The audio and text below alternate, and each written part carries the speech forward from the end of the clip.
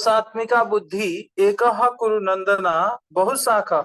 मतलब जो व्यवसात्मिका बुद्धि है ना, जो प्रोडक्टिव बुद्धि है ना, उसका सिंगल फोकस रहता है ना। सिंगल फोकस कौन सा होता है? Focus what matter the most. मतलब जैसे हमारे पास भी भगवत गीता में, ये भगवत गीता का डायमेंशन भी एक चीज है ना। जैसे पब्लिशर होता है, देखेगा कितने जीएसएम का पेपर है, कितना थिकनेस है, कितना मोटाई है, ये सारी जानकारी आपको नहीं होगी। आपके पास भगवत गीता है, सारी जानकारी आपको नहीं होगी, है ना। और जो एक बुक छापने वाला है, उसको उसको सबसे पहले देखते ये दिमाग में आता है, तो वो भी तो एक जानकारी किताब की हुई। पर पर किस चीज के ऊपर मुझे फोकस करना है वो मुझे डिसाइड करना है, वो भी जानकारी किताब की है, कह सकते हो वो भी भगवत गीता की जानकारी है। नहीं, what matter the most is a message, तो उसके ऊपर मुझे फोकस करना है। मतलब 10 चीजें हैं, मुझे 10 के ऊपर फोकस नहीं करना है। जो मेरे ऊपर सबसे ज्यादा मैटर करेगा वो मैसेज है, उसके ऊपर मुझे फोकस करना है ना। तो ये एक पहला पॉइंट है इसमें। तो इसमें क्या है कि जो इस मार्ग पे चलते हैं, जो भगवान ने साइंस ऑफ सोल बताया, है ना, जो इस मार्ग पे चलते हैं अपने प्रयोजन में दृढ़ रहते हैं, है ना।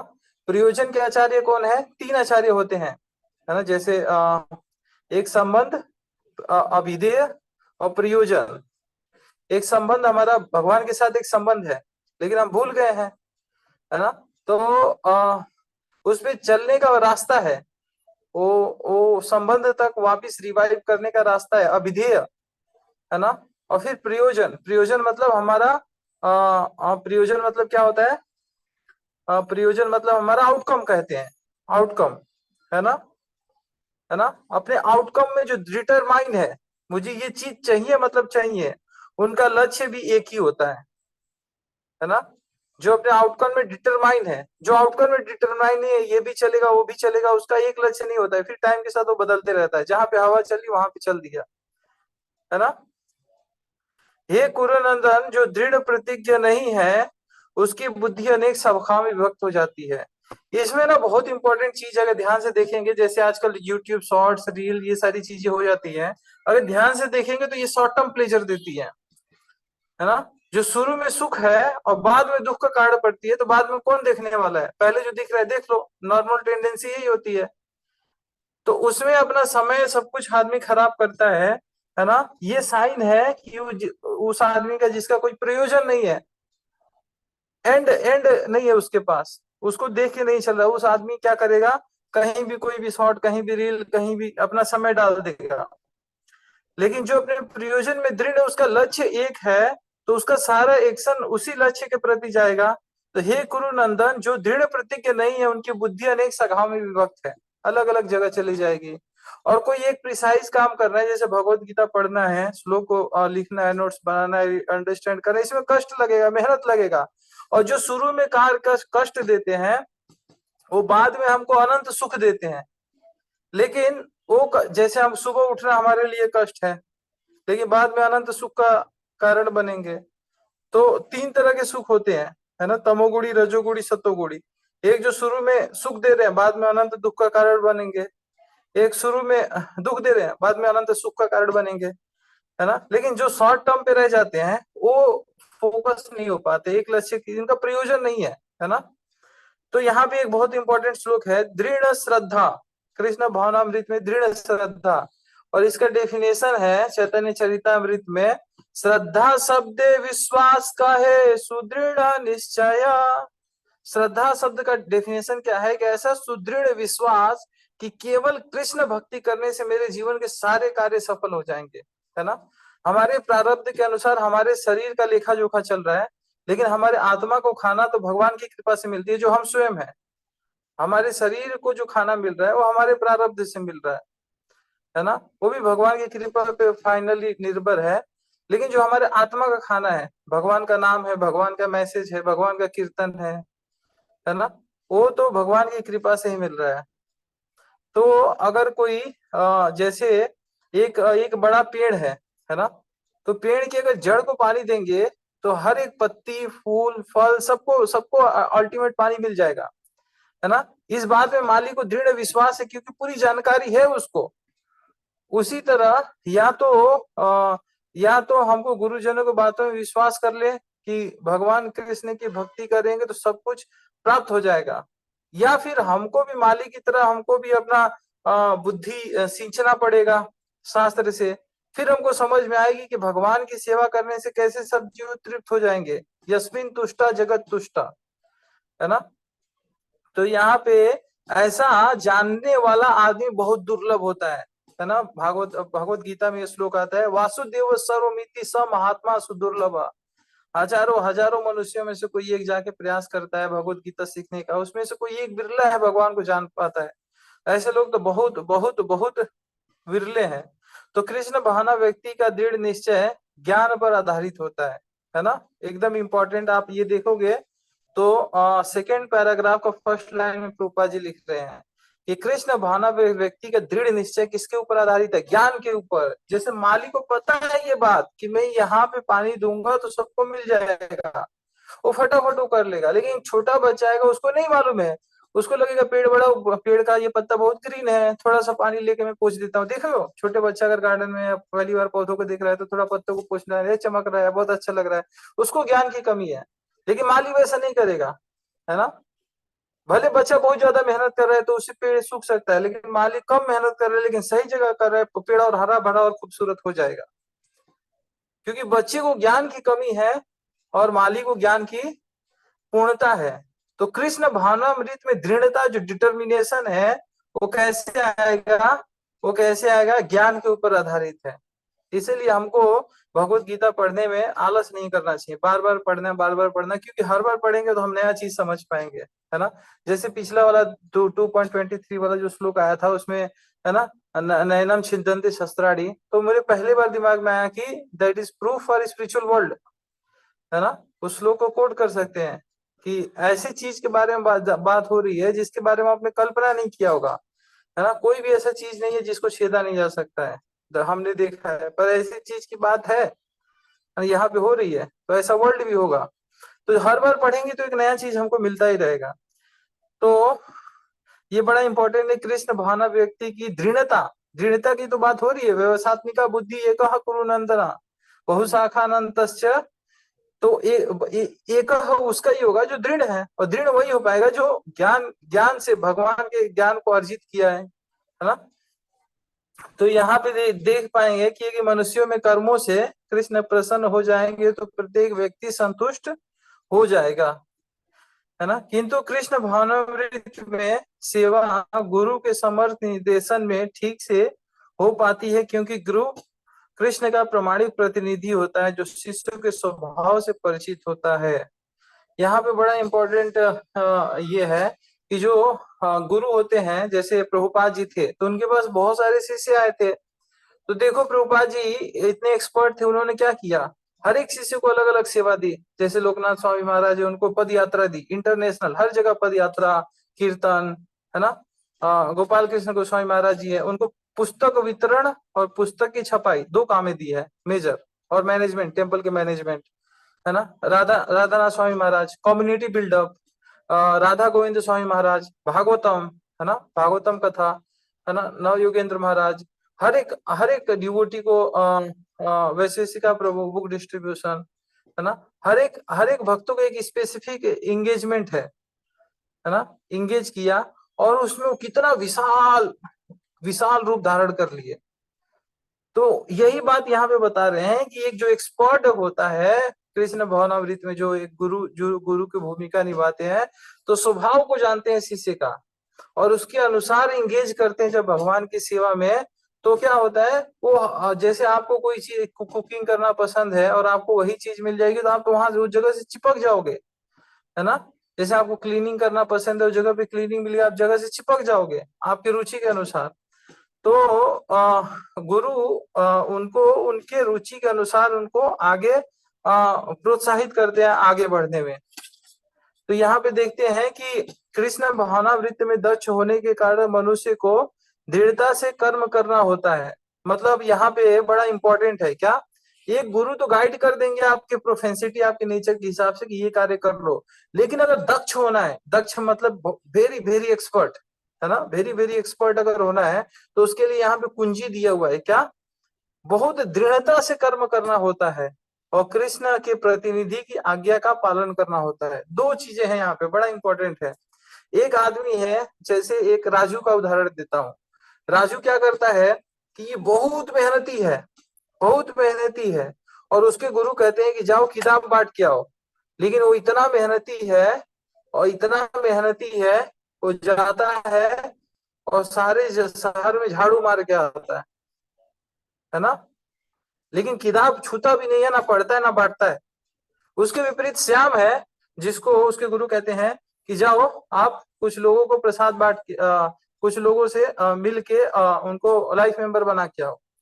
वो जाता है पूरे शहर में सब लोगों से मिल के आता है, एक भी आदमी नहीं बनता है उससे भक्त। एक तो राजू है, उसके अंदर इतना आनंद शक्ति है, और दूसरा श्याम है। अब इन दोनों में से कौन है जो इस उदाहरण, जो यहाँ पे सिद्धांत बताया जा रहा है उसके अनुसार सही है, राजू या श्याम? दोबारा बता देता हूँ। राजू को आदेश दिया, गुरु ने बोला कि जाओ किताब बांट के आओ।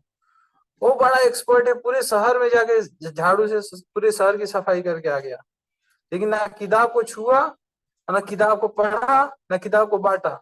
दूसरी तरफ श्याम है, उसको दिया गया कि जाओ लोगों से मिलो, कल्टीवेट करो, उनको मंदिर इनवाइट करो। वो गया शहर में, सब जगह सब लोगों से मिल के आया, लेकिन वो लोगों को ला पाने में अक्षम रहा, लेकिन अपना प्रयास किया, लोगों से मिलना, अपना कार्ड देना, ये सारा किया। हाँ, श्याम। क्योंकि राजू, दो बातें हैं यहाँ पे। एक कि अपना काम बहुत दृढ़ता से करना है, और दूसरा कृष्ण के प्रतिनिधि की आज्ञा का पालन। मतलब वो कार्य, वो दृढ़ता जो आज्ञा पालन में नहीं हो रही है, उसका कोई वैल्यू नहीं है। वही तो अर्जुन कर रहा था यहाँ पे। भगवान बोल रहे युद्ध करो, वो बोले नहीं मैं और ज्यादा मेहनत करूंगा। क्यों? मैं सब त्याग दूंगा, है ना, मैं जाके वैरागी बन जाऊंगा, मैं जाके तपस्या करूंगा। ये तो कठिन है ना। पूरे पूरे हमारा एक फ्लैट हम छोड़, फ्लैट तो छोड़ो, हमारा एक पेन हम छोड़ नहीं सकते, एक नोटबुक नहीं छोड़ सकते। एक एक नॉर्मल चीज है, वो भी कलेक्ट करने का हम प्रयास करेंगे, जहां तक दिखेगा अपने बैग में जितना जगह है उतना हम रखने का प्रयास करते हैं, है ना। और ये अर्जुन बोल रहा है कि मैं पूरा भारतवर्ष मतलब पूरा पृथ्वी हो गया। उस समय कोई अमेरिका अलग अलग जगह नहीं था, पूरा पृथ्वी एक ग्लोब, भूखंड, है ना। तो यहाँ पे वही तो अर्जुन कह रहा है, भगवान कह रहे हैं एक साधारण सा कार्य कि यहाँ पे कुरुक्षेत्र में खड़े होकर युद्ध कर लो, और अर्जुन क्या बोल रहे हैं, नहीं नहीं नहीं नहीं, मैं बड़ा करूंगा। क्या करूंगा? आपके आज्ञा को छोड़ के बाकी सब करूंगा। तो अर्जुन पहले राजू के रोल में था, और भगवत गीता सुनने के बाद, समझने के बाद किस रोल में आया? वो श्याम के रोल में, है ना। तो यही वो श्लोक है, यस्य प्रसादा भगवत प्रसादो, यस्य प्रसादा न गति कुतोपि, ध्यायस्तु वांश तस्य यस्य त्रिसंध्यम वंदे गुरु से। मतलब अगर किसी को अपने गुरु का प्रसाद मिल गया है ना, यस्य प्रसाद मतलब गुरु प्रसन्न हो गए हैं, उसको सब कुछ मिलने वाला है। भले वो अंगूठा छाप रहेगा ना, तो उसको पूरे शास्त्र का निचोड़ उसके हृदय में प्रकट हो जाता है ना। ऐसा देखा गया है, कई सारे भक्त रहे हैं जो 15-15, 20-20 साल अपने गुरु की, जैसे वो भागवतम कक्षा दे रहे हैं तो प्रसाद अरेंज करना, पंडाल अरेंज करना, अलग अलग कार्यों में लगे रहते थे, है ना। और वो पहले क्या काम करते थे? बकरी चराते थे। मतलब एक सामान्य गांव का छोटा आदमी बकरी चराना, ये चराना, ये सब काम करके वो आया था, और ये सब काम करते रहता उनका, पंडाल मैनेज करना, अलग अलग चीजें, और कब तक? 15-20 साल तक करते ही रह जाता है, करते ही रह जाता है। उसके बाद जब वो लेक्चर देता है तो पता ही नहीं चलता है कि ये आदमी वो था। क्यों? जो दृढ़ता से अपने गुरु की सेवा कर रहा है, आज्ञा पालन कर रहा है, उसके अंदर हृदय में भगवान प्रकट करते हैं ज्ञान को, है ना।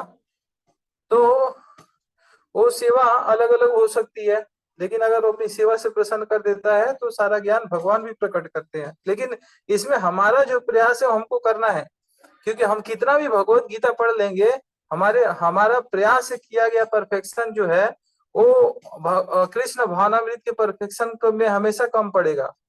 मतलब कृष्ण भावनामृत का परफेक्शन 100% है, तो हम कितना भी प्रयास कर ले, कितना भी प्रयास कर ले, जब तक भगवान की कृपा नहीं होगी पूरा नहीं हो सकता, जैसे यशोदा मैया का था। इसलिए भगवत गीता पढ़ने समझने इसमें हमको कभी आलस नहीं करना चाहिए, है ना। तो इसके बाद ये भी सही है कि जब तक हम गुरु की सेवा करके उसको प्रसन्न नहीं करेंगे तब तक, जैसे प्रभुपाद जी ग्रंथ पढ़ रहे हैं, प्रभुपाद जी को प्रसन्न नहीं कर रहे हैं, है ना। तो गुरु की तुष्टि से भगवान भी प्रसन्न होते हैं, है ना। क्योंकि भगवान क्या है, भगवान भगवान का एक तरह से सेवक ही है ना। सेवक प्रसन्न है तो भगवान प्रसन्न। तो गुरु को प्रसन्न किए बिना कोई भी भक्ति में आगे बढ़ने की कोई संभावना है ही नहीं, है ना। मुझे उनका चिंतन करना चाहिए और दिन में 3 बार उनकी कृपा की याचना करना चाहिए, गुरु की कृपा की वासना करना चाहिए। गुरु की कृपा मतलब जो गुरु ने आदेश दिए रहते हैं, है ना। जैसे प्रभुपाद जी हमको यहाँ पे आदेश देते हैं श्लोक के माध्यम से, है ना। तो उसको ध्यान करना चाहिए 3 बार, है ना। तो किंतु यह संपूर्ण पद्धति देहात्म बुद्धि से परे सैद्धांतिक रूप से नहीं वरन व्यवहारिक रूप से पूर्ण आत्मज्ञान पर निर्मित है। मतलब यहाँ पे जो भी कार्य देखोगे सिर्फ सिद्धांत थ्योरी नहीं है, बल्कि आपके व्यवहार में भी इसको उतारना है ना। जब सकाम कर्मों से इंद्रिय तृप्ति की कोई संभावना नहीं रहती है, जिसका मन दृढ़ नहीं है, वही सकाम कर्मों की तरफ आकर्षित रहता है ना। तो पहला काम, है ना,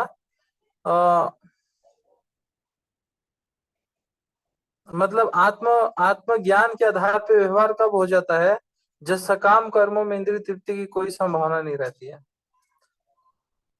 मतलब कहने का मतलब लास्ट लाइन का निचोड़ यही आ गया कि जब तक हमारी देहात्म बुद्धि रहेगी तब तक स्पिरिचुअल प्लेटफॉर्म की बात ही मत करो। आया समझ में। जब तक जब तक बुद्धि भौतिक प्लेटफॉर्म पे है तब तक देहात्म बुद्धि है, स्पिरिचुअल प्लेटफॉर्म की बात ही नहीं करो। एक तरह से वही बात यहाँ पे बोली जा रही है। इसीलिए इंद्रिय तृप्ति को छोड़ना और अपने आप को रेगुलेट करना ये एक प्राइम चीज है। इसीलिए प्रभुपाद जी बार बार बोलते थे, you are not the body, you are the soul, you are the soul, है ना। तो यहाँ पे एक बार हम रिकैप करेंगे जो आज हमने सीखा कि फोकस के ऊपर देखा हमने, और ज्ञान के आधार पे हमारी दृढ़ता बनेगी। कृष्ण भावनामृत में दृढ़ता ज्ञान के आधार पे ही बन सकती है। और प्रोसेस क्या है, एक्सपर्टली हमको मेहनत करना है, पर किसके ऊपर, गुरु के आदेश को पूरा करने पे, है ना। इसका एग्जैक्ट अपोजिट उदाहरण है अर्जुन शुरू में। भगवान बोल रहे हैं लड़ाई करने के लिए, वो उससे बड़ा कार्य करना चाहता है क्या, सब कुछ छोड़ के, है ना। जैसे राजू सर शहर में झाड़ू मारना चाहते हैं, बस वो किताब उठाने के छोड़ के, है ना। फिर हमने देखा कि यस्य प्रसाद, जब गुरु संतुष्ट हो जाते हैं तो भगवान भी संतुष्ट हो जाते हैं। तो यहाँ पे हम पूरा करते हैं। और कोई क्वेश्चन है या कोई चीज है तो बताइए।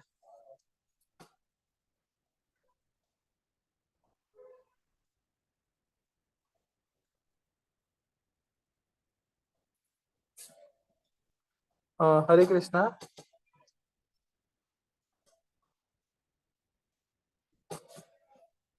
अभी आवाज ठीक था पूरे क्लास में? यस प्रभु। ओके। हाँ सत्यम प्रभु जी, हरे कृष्णा। चंद्र प्रणाम। हरे कृष्णा प्रभु, दंडवत प्रणाम। जय श्री प्रभुपाद। जय प्रभुपाद। प्रभु जी आप कुछ बताइए 1 मिनट इसमें। No Prabhu, I was just listening. थोड़ा yeah. Notes are Prabhu, very powerful. You are in the group. You are in the group, WhatsApp group. yes प्रभु, मैं ग्रुप में ज्वाइन किया है। Okay okay. द नोट्स जो आता है वो बहुत पावरफुल है, मैं उसको खुद रिवाइज करता हूँ। yes Prabhu, yes, thank you. Anyone any question?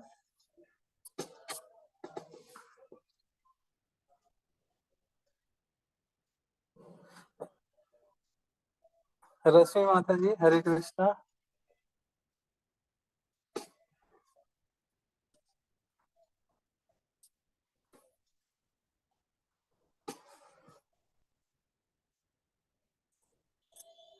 Prabhu beginning में हाँ आपने जैसे बोला कि हाँ हाँ प्रोडक्टिव इंटेलिजेंस रखना है हमको, हाँ सो हाँ फोकस ऑन व्हाट मैटर्स, सो वो हाँ हमारे हाँ हाँ। होना चाहिए, या वो सिर्फ भौतिक कार्यों में लगता है?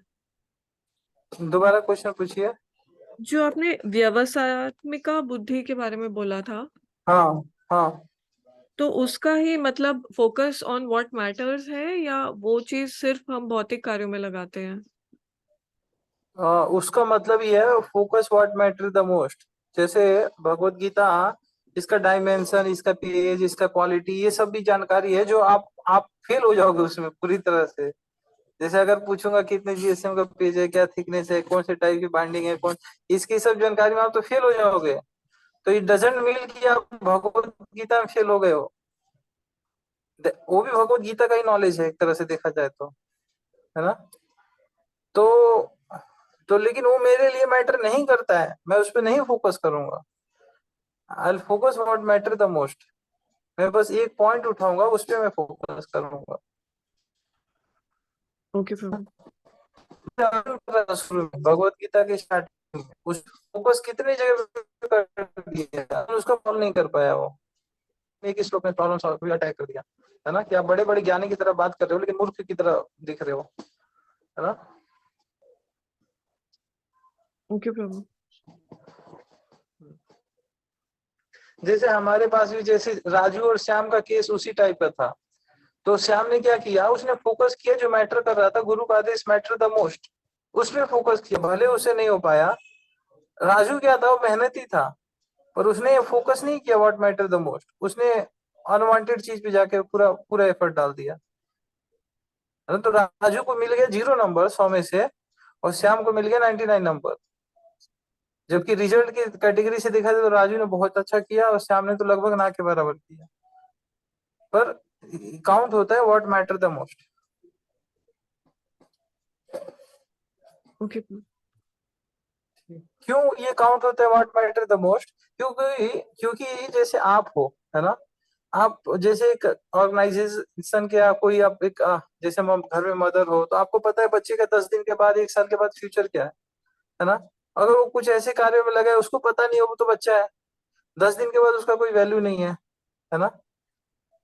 तो अपना वो नुकसान कर रहा है, उसको जानकारी नहीं है। उसी तरह गुरु उसका पूरा भविष्य देख रहे हैं, उसके आधार पे बता रहे हैं, तो वो करेगा तो पूरा अपना भविष्य सुधार रहा है, इसीलिए वो मैटर द मोस्ट हो जा रहा है।